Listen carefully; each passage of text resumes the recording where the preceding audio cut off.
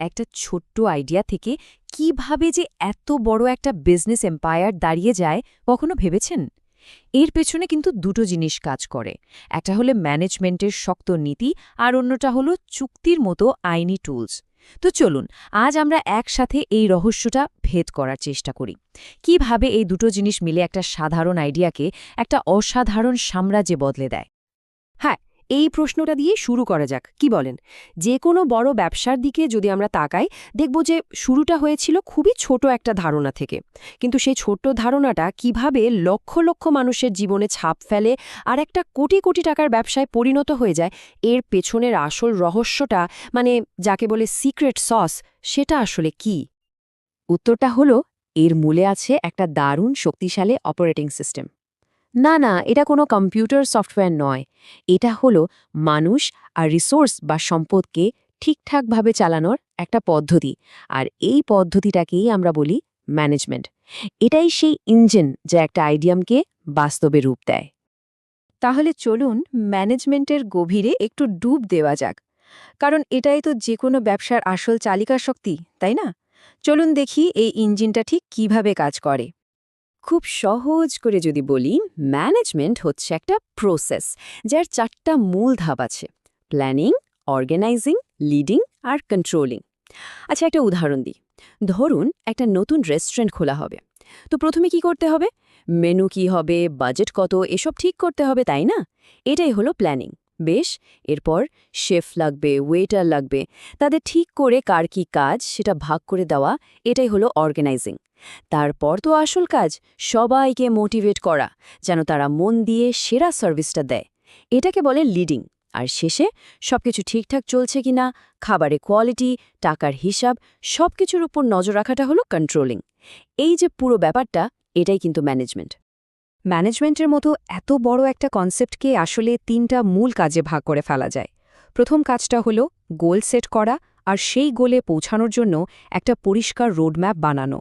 দ্বিতীয়টা হলো টিমের মধ্যে কে কি করবে, কার হাতে কতটা ক্ষমতা থাকবে, সেই কাঠামোটা তৈরি করা।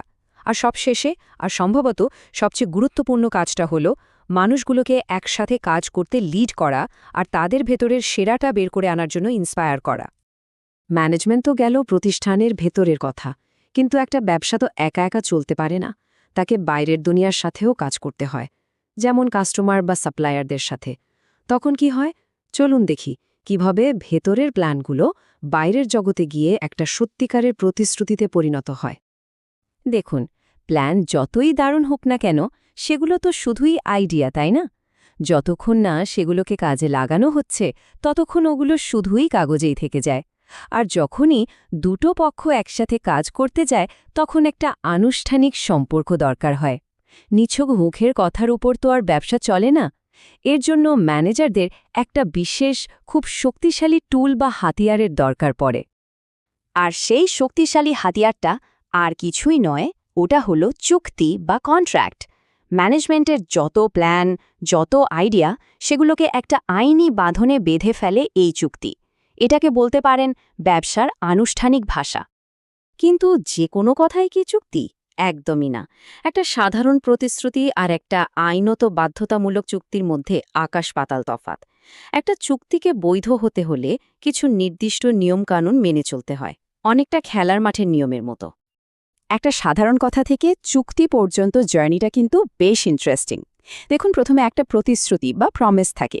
সেটা যখন আরেকজন মেনে নেয়, তখন তা হয়ে যায় সম্মতি বা এগ্রিমেন্ট। কিন্তু আইন এটাকে তখনই পাত্তা দেবে যখন কিছু শর্ত পূরণ হবে। আর ঠিক তখনই এটা আইনত বলবৎযোগ্য বা এনফোর্সেবল হয় আর একটা পাকা চুক্তিতে পরিণত হয়। তাহলে একটা চুক্তিকে বৈধ হতে গেলে ঠিক কি কি জিনিস লাগে? কয়েকটা মূল উপাদান আছে যা ছাড়া চুক্তি হবেই না। প্রথমত, একটা পরিষ্কার প্রস্তাব বা অফার থাকতে হবে এবং সেটার একটা পরিষ্কার স্বীকৃতি বা অ্যাকসেপ্টেন্সও থাকতে হবে। এরপর হলো আইনসম্মত প্রতিদান বা কনসিডারেশন, মানে লেনদেনের একটা ভ্যালু থাকতে হবে। আর যারা চুক্তি করছে তাদের সেই চুক্তি করার যোগ্যতাও থাকতে হবে। তাদের সম্মতি হতে হবে স্বাধীন, মানে কোনো চাপের মুখে নয়। আর সবশেষে, যে কারণে চুক্তিটা করা হচ্ছে সেই উদ্দেশ্যটাও আইনসম্মত হতে হবে। চলুন এই উপাদানগুলো একটু সহজ করে বুঝি। প্রস্তাব বা অফার জিনিসটা কি? এটা হলো যখন একজন আরেকজনকে কিছু নির্দিষ্ট শর্তে একটা ডিল করার জন্য নিজের ইচ্ছাটা জানায়। এটা অনেকটা আলোচনার দরজা খুলে দেওয়ার মতো।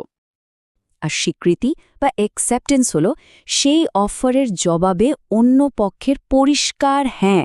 এখানে একটা ব্যাপার খুব গুরুত্বপূর্ণ, এই হ্যাঁটা হতে হবে একদম শর্তহীন।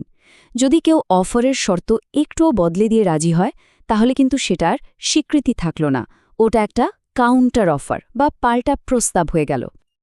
এরপরে যে শব্দটা আসে সেটা হলো প্রতিদান বা কনসিডারেশন। আইনি শব্দ হলেও এর মানেটা কিন্তু খুব সোজা। এর মানে হলো চুক্তিতে প্রত্যেক পক্ষই কিছু একটা দিচ্ছে বা পাচ্ছে। ধরুন আমি আপনাকে ১০০ টাকায় একটা বই বিক্রি করলাম। এখানে আমার জন্য প্রতিদান হলো ওই ১০০ টাকা, আর আপনার জন্য প্রতিদান হলো বইটা। সোজা কথায় এটাই হলো প্রতিশ্রুতির দাম। এখন একটা খুব জরুরি প্রশ্ন, যে কেউ কি চুক্তি করতে পারে? না, আইন বলছে চুক্তি করার জন্য ৩টে শর্ত পূরণ করতে হয়। ১. সাবালক হতে হবে। ২. সুস্থ মস্তিষ্কের হতে হবে, মানে চুক্তিটা শর্ত বোঝার ক্ষমতা থাকতে হবে। আর ৩. দেশের অন্য কোনো আইন দ্বারা তাকে চুক্তি করার জন্য অযোগ্য ঘোষণা করা যাবে না। তো আইন কানুনের কথা তো অনেক হলো, কিন্তু সত্যি বলতে কি, চুক্তি তো শুধু কাগজ আর আইনের ব্যাপার না, এর সাথে মানুষ জড়িয়ে আছে। তাই এর একটা মানবিক দিকও আছে, যা অনেক সময় আইনের থেকেও বেশি শক্তিশালী হয়ে ওঠে। চলুন এবার সেই দিকটা একটু নজর দিই। এখানে ডাগলাস ম্যাকগ্রেগরের থিওরি এক্স আর থিওরি ওয়াই এর কথাটা দারুণভাবে খেটে যায়। মানে একজন ম্যানেজারের চিন্তাভাবনাটা কেমন, সেটার ওপর কিন্তু তার বানানো চুক্তিগুলো নির্ভর করে। ধরুন একজন ম্যানেজার যদি থিওরি এক্স টাইপের হন, মানে তিনি যদি ধরেই নেন যে কর্মীরা আসলে ফাঁকিবাজ, কাজ করতে চায় না, তাহলে কি হবে? তার চুক্তিগুলো হবে খুবই কড়া, সবকিছুতে কড়া নিয়ন্ত্রণ আর অবিশ্বাসের ছাপ থাকবে।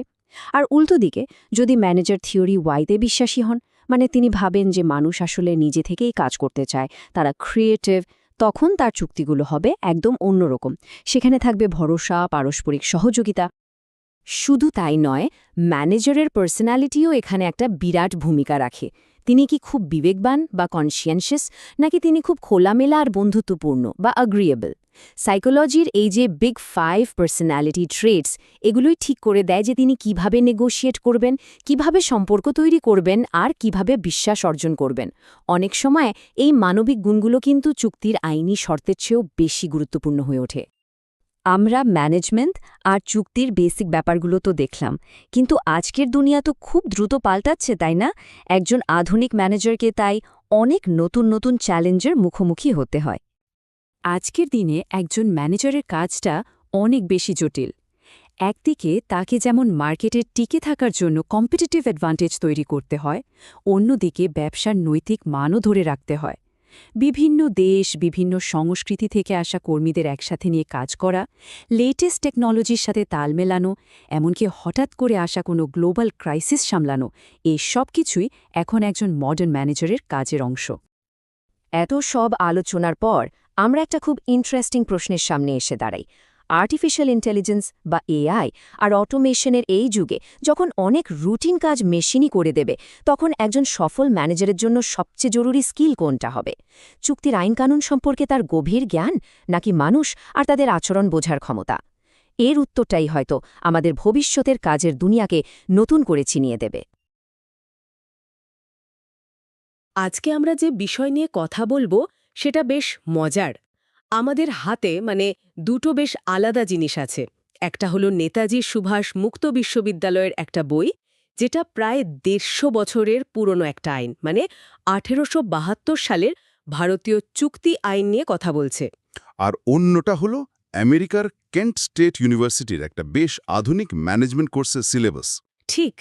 তো প্রশ্নটা হলো, এই ১৫০ বছরের পুরনো একটা আইন কি আজকের দিনের একজন স্টার্টআপ ম্যানেজারকে সত্যিই কিছু শেখাতে পারে, নাকি এটা শুধু ইতিহাস বইতেই ভালো লাগে?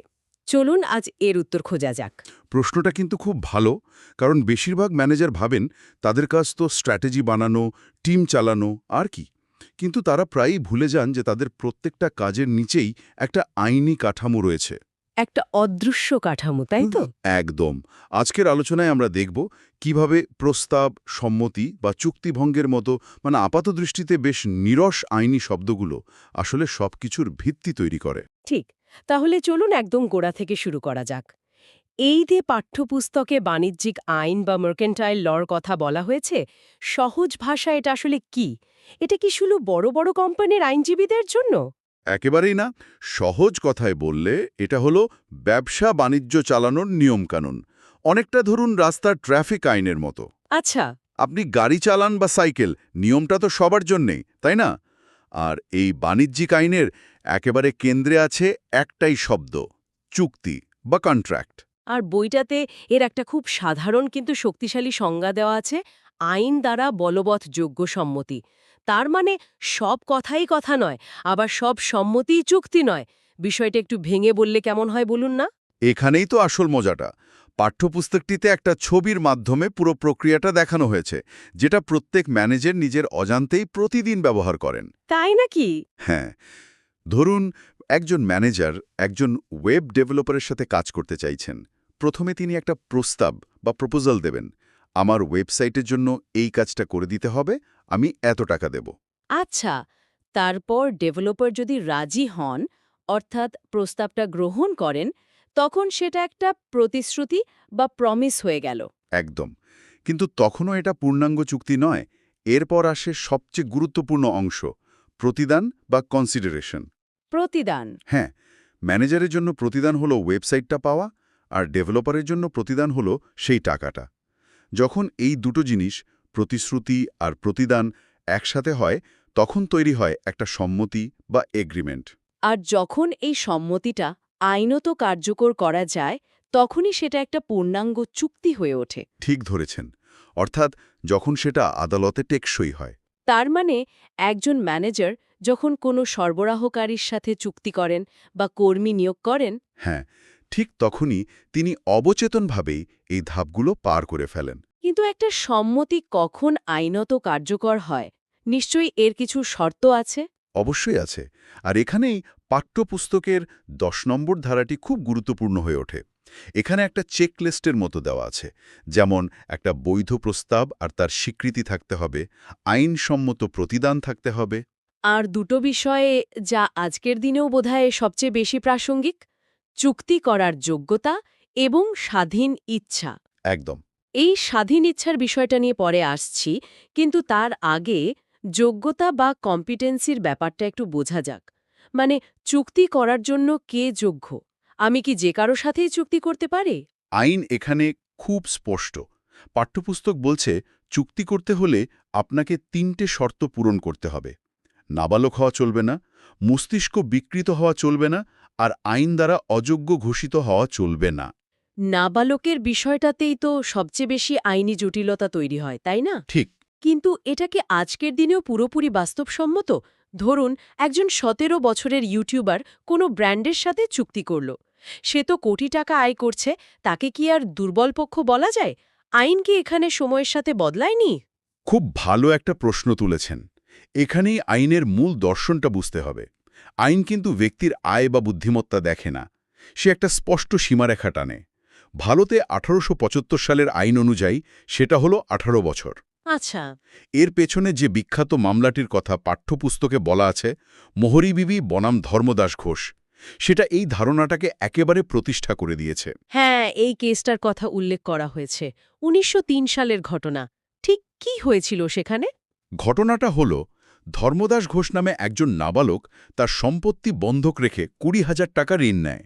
পরে সে টাকা ফেরত দিতে অস্বীকার করে এই যুক্তিতে যে সে নাবালক হওয়ায় চুক্তিটি বৈধই নয়। ওহ! একটা স্তম্ভ হয়ে ওঠে। রাইটই ছিল, নাবালকের সাথে করা যে কোনো চুক্তি শুরু থেকেই বাতিল বা ভয়েড অ্যাব ইনিশিও। ভয়েড অ্যাব ইনিশিও অর্থাৎ শুরু থেকেই বাতিল। এর আসল মানেটা কি দাঁড়ায় একজন ম্যানেজারের জন্য? এর সবচেয়ে বড় শিক্ষাটা হল, আইন এখানে কোনো ছাড় দেয় না। চুক্তিটা শুধু দুর্বল বা খারাপ নয়, আইন বলছে এই চুক্তিটার কোনো অস্তিত্বই ছিল না একদম শুরু থেকেই। তার মানে ম্যানেজারের দিক থেকে দেখলে তিনি যত ভালো উদ্দেশ্যেই চুক্তি করুন না কেন, অপরপক্ষ নাবালক হলে তার কোনো আইনি সুরক্ষাই থাকবে না। একদম। আপনি ওই ১৭ বছরের ইউটিউবারের বিরুদ্ধে আদালতে গিয়ে টাকা আদায় করতে পারবেন না। তাই চুক্তি করার আগে অপরপক্ষের বয়স যাচাই করাটা একটা অবশ্য পালনীয় কর্তব্য। অজ্ঞতা এখানে কোনো অজুহাত নয়। বোঝা গেল। তার মানে আইন শুধু দুই পক্ষের লেনদেন দেখছে না, তাদের মধ্যে ক্ষমতার ভারসাম্যটাও দেখছে। এটা তো শুধু আইন নয়, এটা তো আধুনিক কর্পোরেট এথিক্সের মূল কথা। ঠিক। আর এই সূত্র ধরেই আসা যাক স্বাধীন ইচ্ছার বিষয়ে। সম্মতি তো সবাই দেয়, কিন্তু সেটা কতটা স্বাধীন? একদম ঠিক পয়েন্ট। পাঠ্যপুস্তক অনুযায়ী ৫টা ক্ষেত্রে সম্মতিকে স্বাধীন বলে ধরা হয় না: বলপ্রয়োগ, অনুচিত প্রভাব, প্রতারণা, মিথ্যা বর্ণনা আর ভুল। এর মধ্যে অনুচিত প্রভাব বা আনডিউ ইনফ্লুয়েন্স শব্দটা আমার খুব আকর্ষণীয় লাগছে। এটা ঠিক কিভাবে কাজ করে? অনুচিত প্রভাবের ধারণাটি তখন আসে যখন চুক্তির এক পক্ষ অন্য পক্ষের ওপর নিজের প্রভাবশালী অবস্থানের সুযোগ নেয়। পাঠ্যপুস্তকে উদাহরণ হিসাবে ডাক্তার, রোগী বা আইনজীবী, মক্কেলের কথা বলা হয়েছে। কিন্তু ব্যবসার জগতে সবচেয়ে বড় উদাহরণ হল ম্যানেজার এবং তার অধীনস্থ কর্মচারী। হুম। আইন এখানে আগে থেকেই ধরে নেয় যে এই সম্পর্কে ক্ষমতার অপব্যবহার হতে পারে। এই বিষয়টা কি কেন্ট স্টেট ইউনিভার্সিটির ম্যানেজমেন্ট কোর্সের সাথে কোনোভাবে যুক্ত? আমার মনে পড়ছে ওদের রূপরেখায় লিডারশিপ এথিক্স বা নেতৃত্বের নৈতিকতার ওপর একটা অংশ ছিল। আচ্ছা, আচ্ছা। ধরুন একজন ম্যানেজার তার অধীনস্থ কোনো কর্মীকে এমন কোনো ব্যক্তিগত চুক্তিতে বাধ্য করলেন যা কর্মীটি হয়তো স্বাধীনভাবে করতেন না। এখানে আইন শুধু নৈতিকতার প্রশ্ন তুলবে না, সরাসরি চুক্তিটাকেই বাতিলযোগ্য বা ভয়েডেবল করে দেবে। বাতিলযোগ্য বা ভয়েডেবল, এই শব্দটা আগেও এসছে। এর মানে কি এই যে চুক্তিটা বাতিল হয়েই যাবে? না, ঠিক তা নয়। বাতিলযোগ্য বা ভয়েডেবল চুক্তিকে অনেকটা একমুখী রাস্তার মতো ভাবা যেতে পারে। একমুখী রাস্তা? হ্যাঁ, যার উপর অনুচিত প্রভাব খাটানো হয়েছে বা যার সাথে প্রতারণা হয়েছে, শুধু তিনিই গাড়ি ঘুরিয়ে ফেরত আসতে পারেন, অর্থাৎ চুক্তিটা বাতিল করতে পারেন। অন্য পক্ষ কিন্তু সেই রাস্তায় আটকে গেছে, তাদের ফেরত আসার কোনো উপায় নেই। বাহ! এটা তো আইন দুর্বল পক্ষকে দেওয়া একটা সুরক্ষা কবচ। একদম। তার মানে চুক্তি শুধু সই করে দিলেই হয় না, এর পেছনে অনেক স্তর রয়েছে। পাঠ্যপুস্তকটিতে তো বিভিন্ন ধরনের চুক্তির একটা তালিকাও দেওয়া হয়েছে: বৈধ, বাতিল, বাতিলযোগ্য, এসব। একজন ম্যানেজারের জন্য কি এই সবকটা জানা জরুরি? সবকটা মুখস্থ করা জরুরি নয়, কিন্তু মূল পার্থক্যগুলো বোঝাটা ঝুঁকি ব্যবস্থাপনার জন্য খুব দরকারি।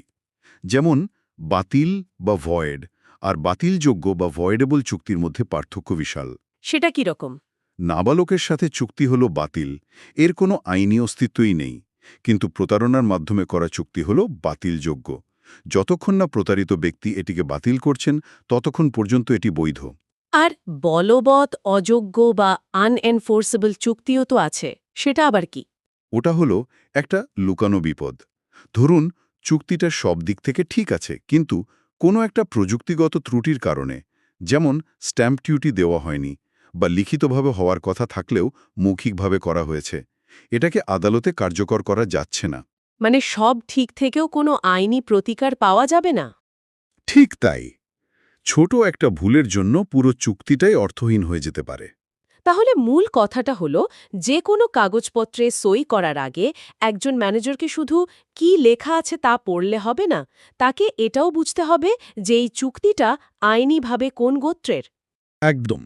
কিন্তু ধরা যাক একটা নিখুঁত বৈধ চুক্তি করা হলো, তারপরেও যদি কেউ নিজের প্রতিশ্রুতি না রাখে, অর্থাৎ চুক্তিভঙ্গ বা ব্রিচ অফ কন্ট্রাক্ট করে, তখন কি হবে?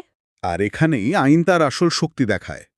যখন চুক্তিভঙ্গ হয়, তখন ক্ষতিগ্রস্ত পক্ষের হাতে আইন বেশ কিছু প্রতিকার বা রেমেডিজ তুলে দেয়। সবচেয়ে সাধারণ প্রতিকার হল ক্ষতিপূরণের জন্য মামলা। ক্ষতিপূরণ মানে তো সোজাসাপটা টাকার অঙ্ক, কিন্তু পাঠ্যপুস্তকে দেখছি সাধারণ ক্ষতিপূরণ, বিশেষ ক্ষতিপূরণ, এমনকি শাস্তিমূলক ক্ষতিপূরণের মতো অনেক ভাগ রয়েছে। আইন কিভাবে ঠিক করে কে কত টাকা পাবে? এখানেই বিষয়টা আবার কেন্ট স্টেট ইউনিভার্সিটির ম্যানেজমেন্ট ভাবনার সাথে জুড়ে যায়। ওদের কোর্সে সাপ্লাই চেইন ম্যানেজমেন্ট আর অপারেশনাল রিস্ক নিয়ে কথা বলা হয়েছে। হ্যাঁ, বলা হয়েছে। একজন ম্যানেজার যখন কোনো সরবরাহকারীর সাথে চুক্তি করেন, তখন তিনি শুধু পণ্যের দাম নিয়ে ভাবেন না, তিনি এটাও ভাবেন যে সময় মতো কাঁচামাল না পেলে তার কারখানায় উৎপাদন বন্ধ হয়ে যাবে, যার ফলে তার বিপুল আর্থিক ক্ষতি হবে। আমি সংযোগটা ধরতে পারছি। তার মানে চুক্তিভঙ্গের ফলে যে ক্ষতিপূরণ দেওয়া হয় সেটা আসলে সেই ব্যবসায়িক ঝুঁকিরই আর্থিক প্রতিফলন। একেবারে, আইন সেই ঝুঁকির পরিমাণটা নির্ধারণ করার একটা কাঠামো মাত্র। সাধারণ ক্ষতিপূরণ হল চুক্তিভঙ্গের ফলে স্বাভাবিকভাবে যে ক্ষতি হয় সেটা। আর বিশেষ ক্ষতিপূরণ? যদি চুক্তিতে আগে থেকেই বলা থাকে যে এই কাঁচামাল একটা বিশেষ বড় অর্ডারের জন্য লাগছে এবং দেরি হলে সেই অর্ডারটা বাতিল হয়ে যাবে, তখন সরবরাহকারীকে বিশেষ ক্ষতিপূরণ দিতে হতে পারে। মানে যে ঝুঁকি সম্পর্কে অপরপক্ষে আগে জানানো হয়েছে তার দায় তাকে নিতে হবে। এটা তো সরাসরি রিস্ক ম্যানেজমেন্টের নীতি। একদম তাই। ক্ষতিপূরণ ছাড়াও কি অন্য কোনো প্রতিকার আছে? ধরুন, টাকার চেয়েও আমার কাছে কাজটা সম্পন্ন হওয়া বেশি জরুরি। হ্যাঁ, আছে।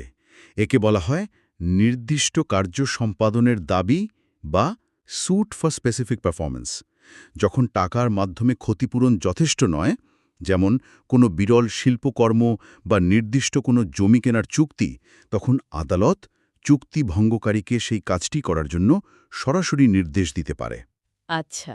আরেকটা শক্তিশালী প্রতিকার হল নিষেধাজ্ঞা বা ইনজাংশন, যার মাধ্যমে আদালত কাউকে চুক্তিভঙ্গের কোনো কাজ করা থেকে বিরত রাখতে পারে। তাহলে এই পুরো আলোচনার সারমর্ম কি দাঁড়ালো? আমরা শুরু করেছিলাম এই প্রশ্ন দিয়ে যে ১৫০ বছরের পুরনো একটা আইন আজকের ম্যানেজারের জন্য কতটা প্রাসঙ্গিক। এখন তো মনে হচ্ছে এটা শুধু প্রাসঙ্গিক নয়, এটা তাদের কাজের এক অপরিহার্য অংশ। একদম। নেতাজি সুভাষ মুক্ত বিশ্ববিদ্যালয়ের পাঠ্যপুস্তকে বর্ণিত ভারতীয় চুক্তি আইনের প্রতিটি ধারা আসলে কেন্ট স্টেট ইউনিভার্সিটির আধুনিক ব্যবস্থাপনার ধারণার মূল ভিত্তি তৈরি করে। চুক্তিপত্র, আইন, ধারা এর শব্দগুলো শুনলে আইনি জটিলতার কথা মনে হতে পারে, কিন্তু এর মূল নীতিগুলো প্রস্তাব, সম্মতি, যোগ্যতা এবং প্রতিদান, এগুলো প্রত্যেক ম্যানেজারের কাজের সঙ্গে ওতপ্রোতভাবে জড়িত। সরবরাহকারী নির্বাচন থেকে শুরু করে কর্মী নিয়োগ, নতুন প্রকল্পে বিনিয়োগ করা থেকে শুরু করে আন্তর্জাতিক বাজারে প্রবেশ, সবকিছুর পেছনেই রয়েছে এই আইনি কাঠামো। আর এই নিয়মগুলো না জানাটা শুধু আইনি ঝুঁকি বাড়ায় না, বরং ব্যবস্থাপনার কার্যকারিতাকেও দুর্বল করে দেয়। দিনের শেষে একজন ভালো ম্যানেজার শুধু একজন ভালো নেতা বা স্ট্র্যাটেজিস্ট নন, তিনি একজন ভালো ঝুঁকি ব্যবস্থাপকও। আর ব্যবসার সবচেয়ে বড় ঝুঁকিগুলোর একটা হল প্রতিশ্রুতি এবং তার পালনকে ঘিরে। ঠিক, চুক্তি আইন সেই প্রতিশ্রুতিকে একটা নক্কর রূপ দেয়। এই আলোচনা শেষে আমার মাথায় একটা প্রশ্ন ঘুরছে। এই পাঠ্যপুস্তকটি চুক্তি বাতিল হওয়ার অনেকগুলো কারণের কথা বলেছে, যেমন অনুচিত প্রভাব বা মিথ্যা বর্ণনা। আজকের দ্রুত পরিবর্তনশীল ব্যবসায়িক জগতে, যেখানে দ্রুত সিদ্ধান্ত নাও পরে শুধরে নেবে, এই মানসিকতার উপর খুব জোর দেওয়া হয়, সেখানে এই বিষয়টি ভাবার মতো। পরিচালকরা কতবার এমন চুক্তি সম্পাদন করেন যার আইনি ভিত্তি হয়তো দুর্বল? দ্রুত কাজ করার তাগিদে এই মৌলিক নিয়মগুলো উপেক্ষা করার আসল মূল্য ঠিক কতটা হতে পারে?